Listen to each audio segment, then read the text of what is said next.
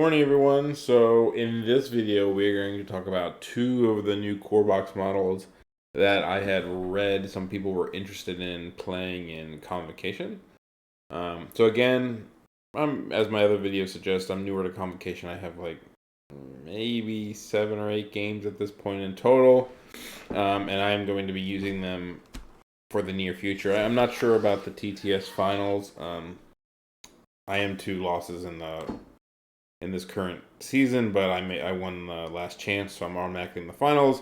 And so now it's weird. I basically made the finals exclusively playing Sam for 50 games almost, more games, not 80 games. And now I'm switching Convocation. And do I switch to Convocation for the finals? I'm not going to say I don't care about the finals. Like, it'd be cool to win it, but I don't have like this big thing weighing on my shoulders that I need to like win it or anything. So we'll just see how I feel when the finals eventually come up. But I'm in my team event. I'm finishing out the league. I got one more game left, and then I'm doing the next lunch meet, and all those will be Convocation. So solo Convocation. I have not branched into any dual affiliations yet. Though I guess technically, if you took this Red Skull and you had Mordo, I guess it's pretty hard to do duel at that point. You need a third guy. Anyway, that's not important. Taskmaster. But this video is going to talk about 2 of the new models that I was reading in some of the Discords, and then I'll just go through if I think they're good or not. I mean, again, this is just all my thought process early on. All right, we're going to start with Red Skull 3. He's not one. He's actually, so the next one, which is Ultron, I'm more interested in, and I'm going to take him to the next launch meet. Red Skull 3 is one that I saw people talk about, and I mean, I get it. And let's just see what we see. Okay, so he's a 4 threat, medium move, small base. Small base is always lame. Nothing special in his defenses. 4-3-3, not the greatest defenses. Doesn't have anything special. So like, I think the first thing you can kind of do when it comes to splashes, at least in my opinion, is how do they interact with the leadership and then maybe the team itself, like the cards, if they can use some of the cards.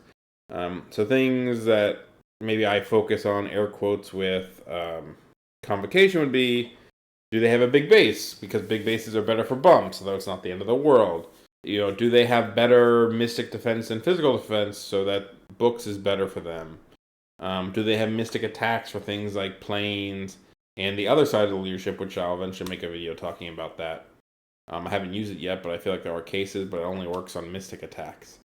Those are the main ones, like right off the bat, like just the size of the base for the bumps, and then do they work with the cards?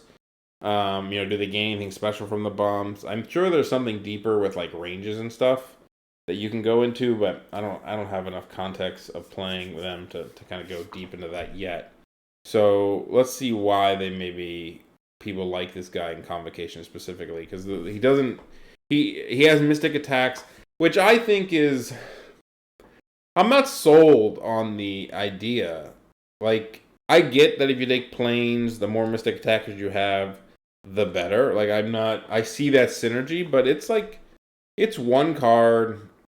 You don't need everybody in your team to attack Mystic for it to be a useful card. I mean, even like Strange rerolling, and rerolling, and then maybe a 3-threat or something, or Voodoo rerolling.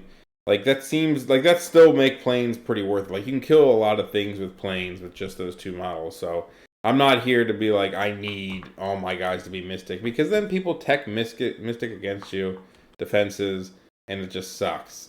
Though, to be fair, his builder can be energy or mystic, which is nice. So I can see that. I think it's the bottom of the card why people like him anyway.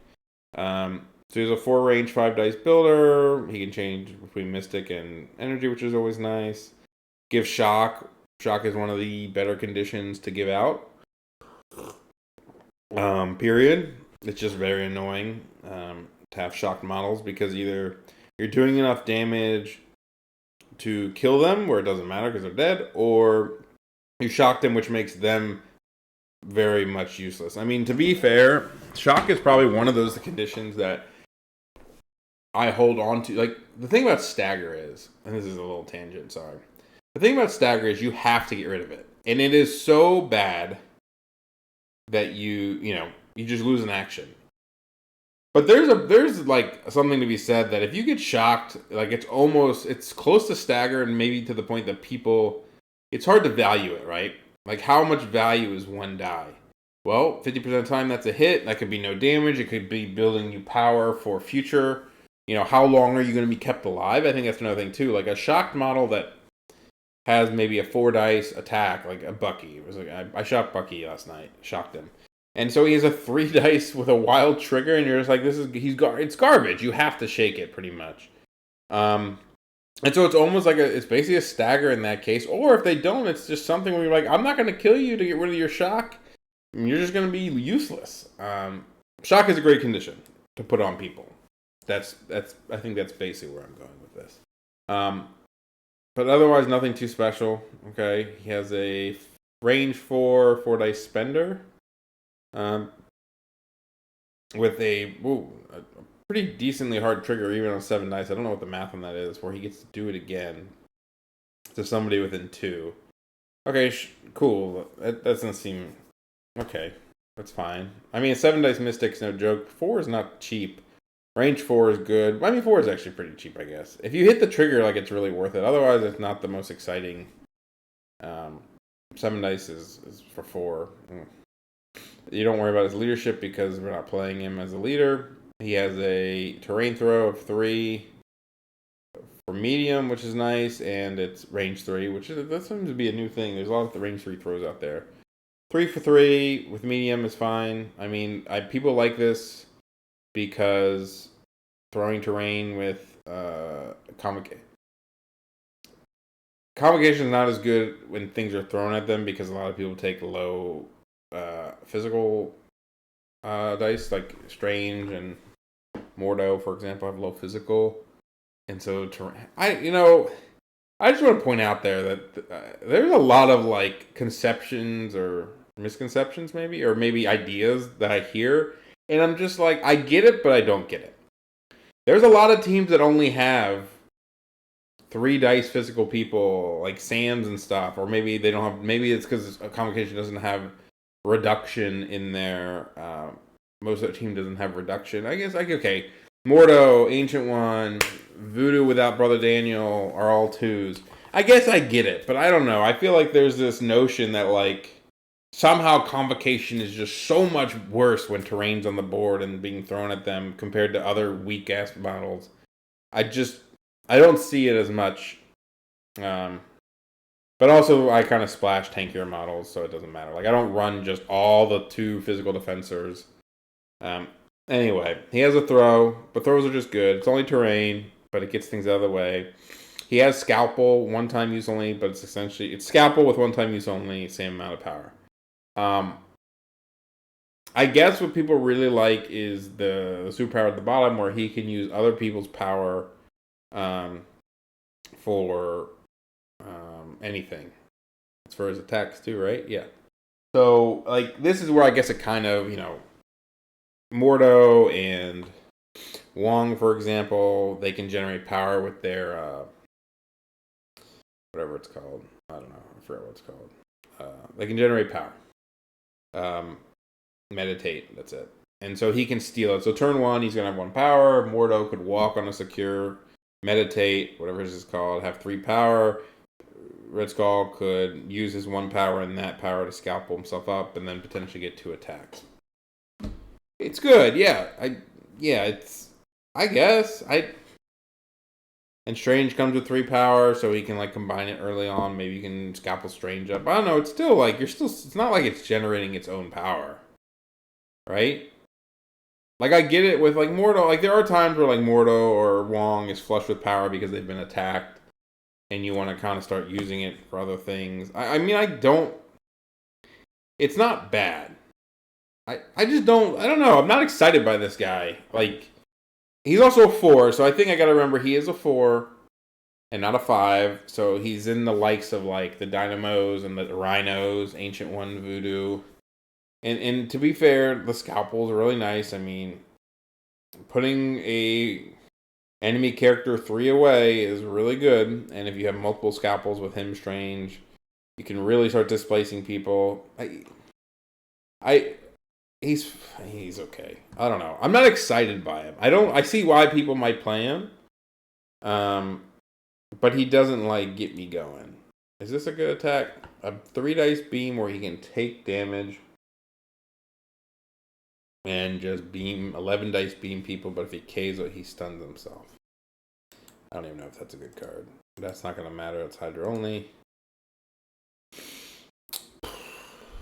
Then choose one non-dazed enemy within 3, and for each power spent, play this card. Each chosen character gains one of the following. Oh, so he moved all his conditions, and then people within 3 each game. So you can like AoE root people. I mean, you might as well just take the damn. I mean, it's more range, but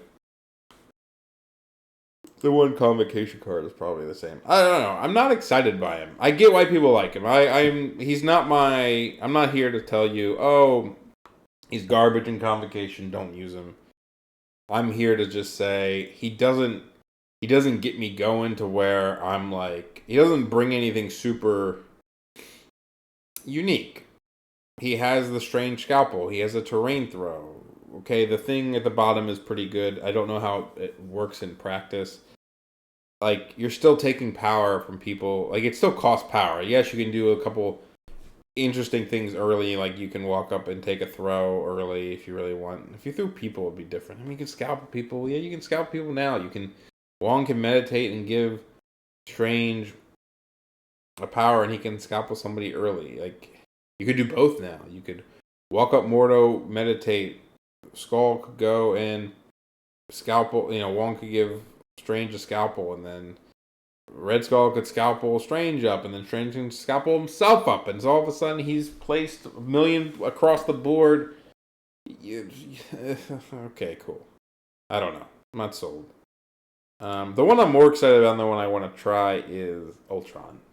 So, let's kind of hit the first couple things we talked about. He has a big base. He's medium move, so he's a good speed. And obviously, big bases are better for bumping. As I've said in a video, if you have a 50 mil, it's really nice for bumping against range 2, because if they're not base to base with you, you can bump out of range. He's 4/4/5, so he has very good defenses, including a great Mystic, so he does get +1 with the books. He works with books is basically what I'm going to say. And then we'll just go straight to Metal Mind, where when he's defending against Mystic, he Wilds count as 2. And he can't be pushed or advanced by Mystic shit. So that's just that's just good, right? He is, if you're against a physical team, he is actually very tanky on a book's turn. Like, him and Strange against a physical team on a book's turn is super annoying, because he's 5 dice double for wilds, and Strange is 5 dice reroll all if he wants, and reverse pierce that gives power. Like, those are not fun people to attack on book's turns. He also has grunts, which reset books when they die. So not only is he's like, in my mind, the ultimate, air quotes, book splash. Like, when you're focusing on the book stuff, like, he kind of gives you everything you want when it comes to Iron Mountain books. He gives you the extra die, he gives you the wilds, he gives you a form of reset in his grunts. Now, his grunts aren't as reliable of a reset as we'll see as Red Skull 2 grunts, who can kill themselves and who actually do things on secures to where you want to kill them. But nonetheless, they're still there. Alright, let's go through his kit. So he's 5 threat, just to be fair. He's also size 3, which I actually think is like the perfect size in Marvel. There's a lot of things that can't move size 3 or throw size 3, like Sam and a lot of throws in the game can't do it. Whereas, and he's also not big enough to where like a size 4 throw is bowling balling your team. And there's enough terrain to hide behind. Like, he can hide behind a size 4. So I don't think size 3 is the perfect size, but I think size 3 is a good, like, it really is nice to have a size 3 in some instances for some of the matchups. All right. So he has an energy attack, so he doesn't have a mystic attack, which you could complain about. I don't really care.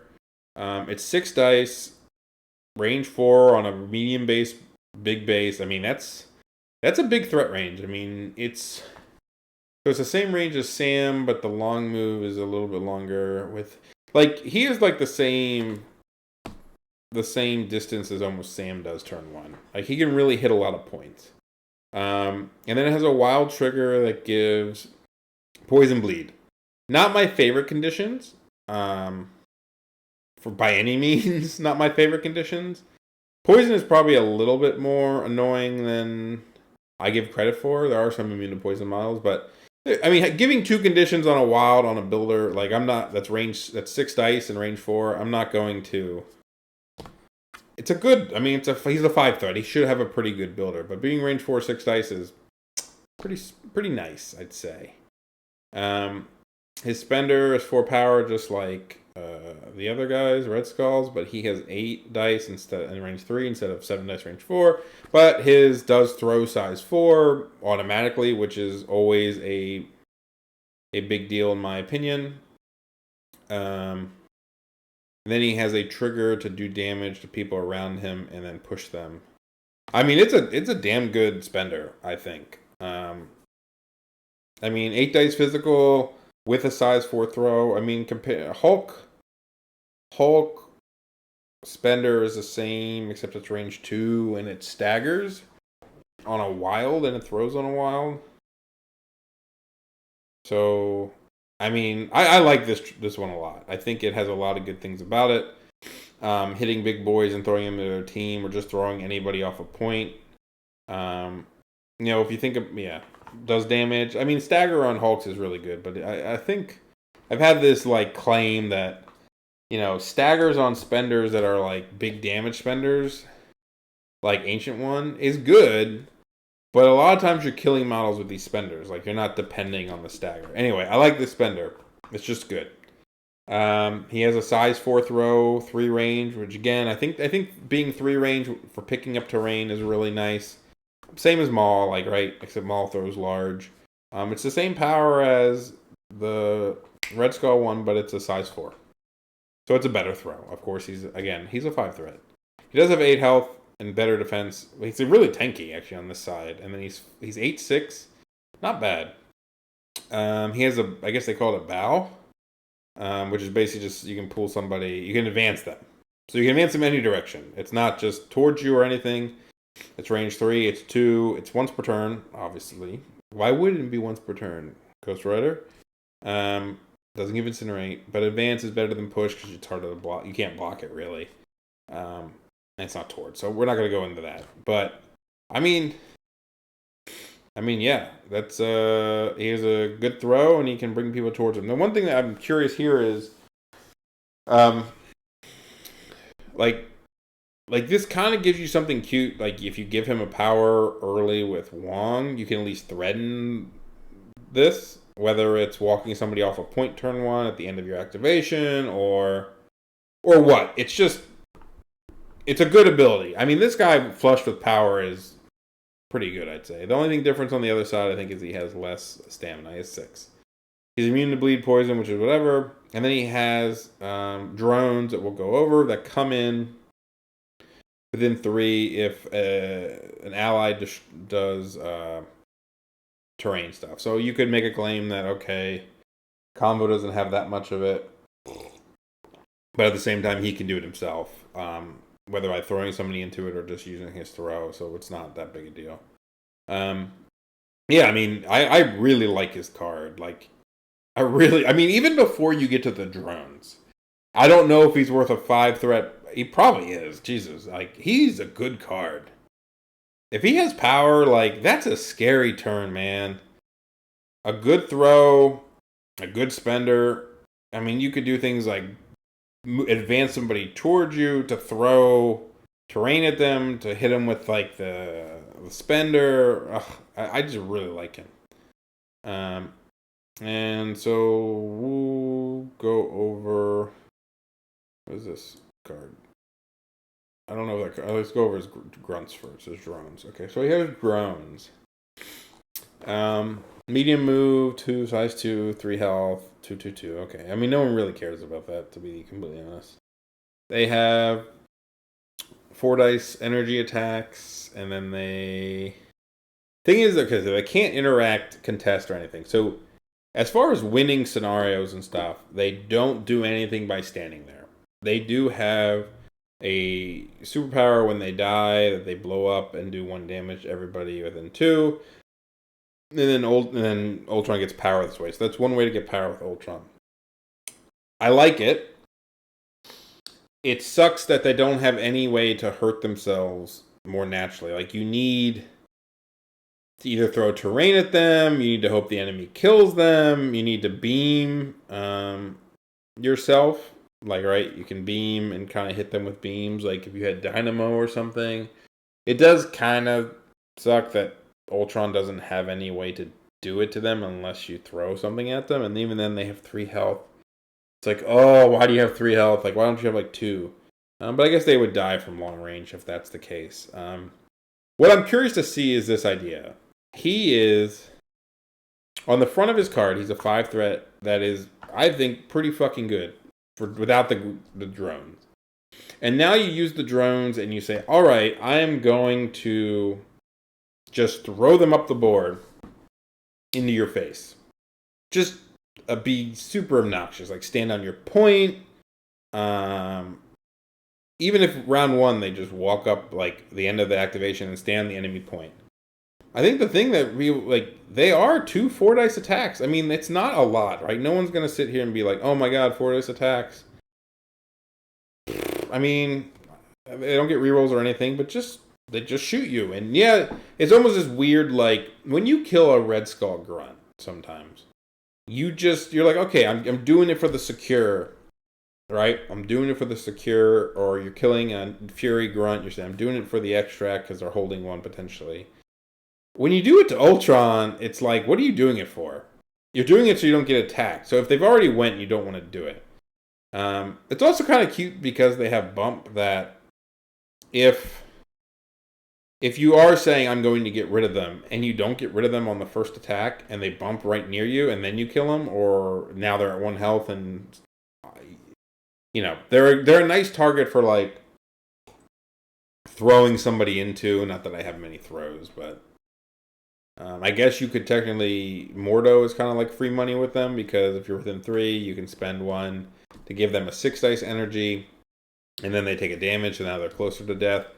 It's just like trying to get them to die. So the thing I don't know about Ultron is he going to have enough power gen? Because if they don't attack his little guys, and if he's not hitting his big builders, or they're not hitting you, he's not going to have a ton of power. And also, like, how annoying is it for the enemy to have these drones running around and annoying them? So a consideration would be, what can you do with drones that might be annoying? 1, you can block throws. That's a big one. You could actually body block throws. You could, if you had like a Rhino or something and you're worried about him being thrown into your own team, you could run the drones behind him to keep him from being thrown into. Yeah, I don't know. I don't. You could body block points to make it harder for people to be on them. Especially if you go to the front of them, you can really make it so the enemy has to walk around you. It can make it hard for 2 enemies to stand on a point. Again, I don't know. I'm curious how it works out. Otherwise, if they don't kill it, you're just getting free rolling attacks on them, right? You're just like 4 dice energy. You're free rolling 4 dice energy attacks for, if they spike and do 2 damage, you're happy, right? Like, it's 2 extra damage that wasn't be done anyway. And if they die, whether you kill them or the enemy kills them, it resets books. So the enemy has like a lot of incentives not to kill them.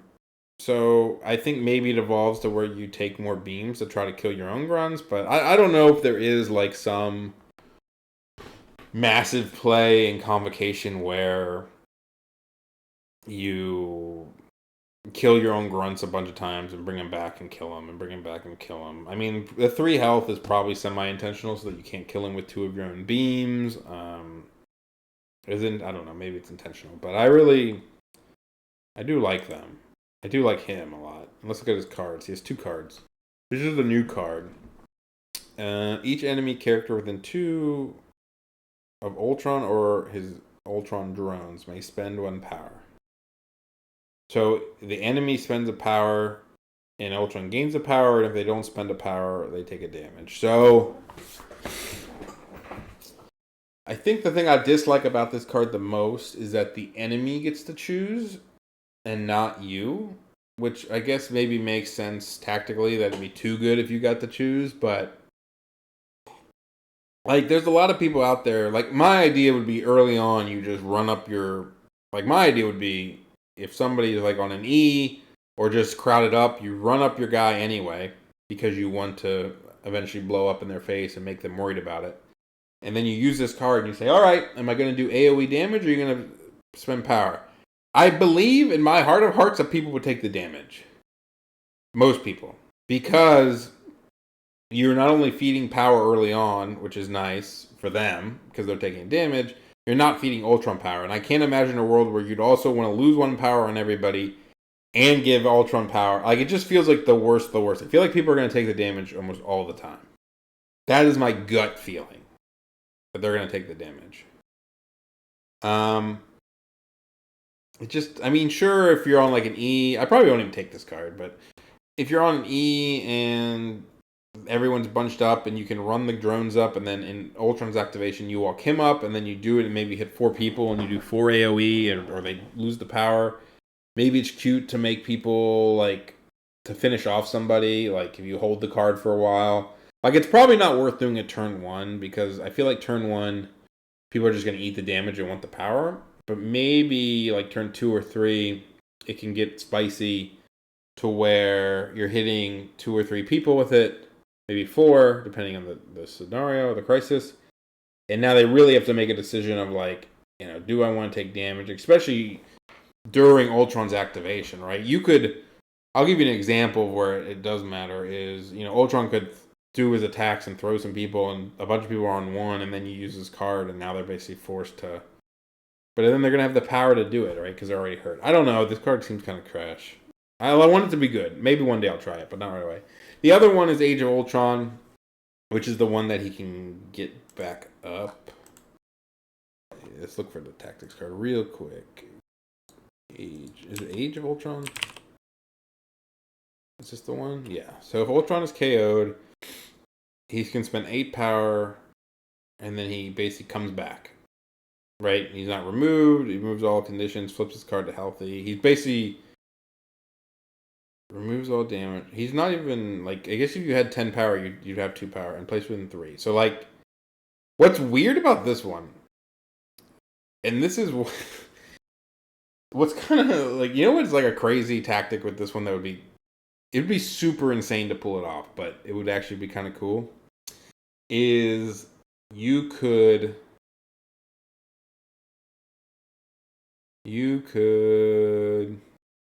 if you're on like 1 health and the enemy's like, I'm obviously not going to kill you because I don't want you to come back. Imagine a world where like Ultron's standing in the middle of nowhere and you want him to come back and he has like 8 power on him. And you kill him with like your own throw. And then you get to place him and he's healthy again. So now he can test objectives as healthy. Wouldn't that be cool? He removes all special. He doesn't remove activated tokens, which makes perfect sense. Wouldn't that be really cool though? Think about that. If you like use this card to like move place 3 onto an objective that the enemy couldn't see coming, and then you're healthy and you beat them out on it. That being said, that's a really weird case. But first off, you can't use this if Mystique is killing you, so FYI. It's one of those ones that it's like you're probably never going to get the card off. It's going to be rare to get the card off. But it's like the people that have Brace for Impact still around at the end of the game. And they're like, why did I take it? And then you realize that there's so many throws in the game that like if it's guaranteed damage, like you'll make the play. Like double walk, throw somebody into somebody to kill them. But if they have Brace, you won't even make the play because they have Brace. Or you have Brace, right? Or they know you have Brace. So it's one of those cards that like feel, it's like mission objective sometimes, right? If you're against Rhino and you have mission objective, you know when he does the robbery, you can mission objective 1, it'll stop the throw, blah, blah, blah. And then you play against Rhino, and you're like, fuck, like I didn't actually use mission objective. Is it good? And the fact that you had it made him not do the play. So yes, it's intrinsically or inherently being effective. I think this card has that kind of impact where it's like, okay, he's there, he's on the board, and so two things I'll come in after. The fact that he has this card, like, do you want to kill him? Because if you get him to his other side, unless you have something to strip his power and whatnot, like there's a very good chance that you're not going to have the ability to kill him or have the power up, stuff like that, right? And so do you just ignore him completely? And he's not like the older, shittier Ultron. He's like the better Ultron. Getting away from that. Like, he's not this, like, crappier version, right? Like, if this version came back, he has the same throw, but just worse all around, right? He's just worse, right? This is worse. I guess it's not as bad as it looks, to be fair. He's not that different. All right, he's not that different, but he's definitely worse. And he's 5 on the backside, yeah. So if that version comes back, are you scared? And maybe you can play him like super aggressively and just be like in people's faces, bowing them and doing other shit. And saying, hey, hit me. Especially with the drones and stuff too. So you can do some kind of cool things there. I'm going to put it in my 10.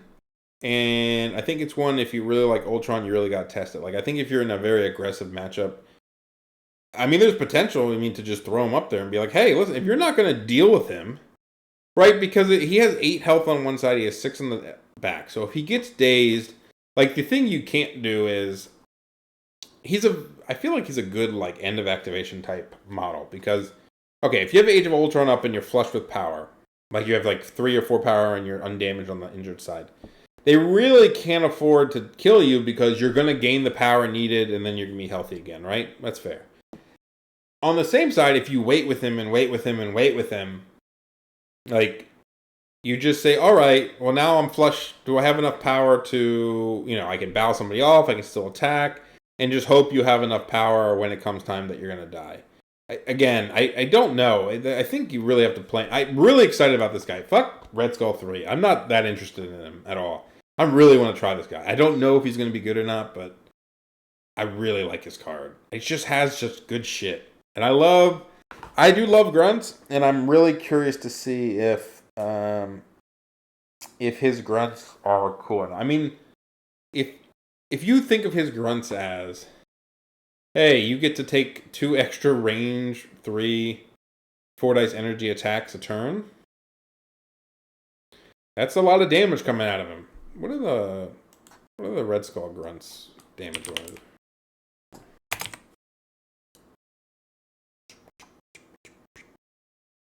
Hydra Troopers. They're 4/4, and they can kill themselves, and they're worse here. They're also small move. They can do objectives. Yeah, we'll see. Oh yeah, if you want to screw over the grunts, just root them or have Loki in the game, and they can't blow up when they die, so they're a little sad there. But again, they're taking attacks. They come back when you destroy terrain. It's not like the end of the world for them, by any means. All right. That's it. Thanks for listening.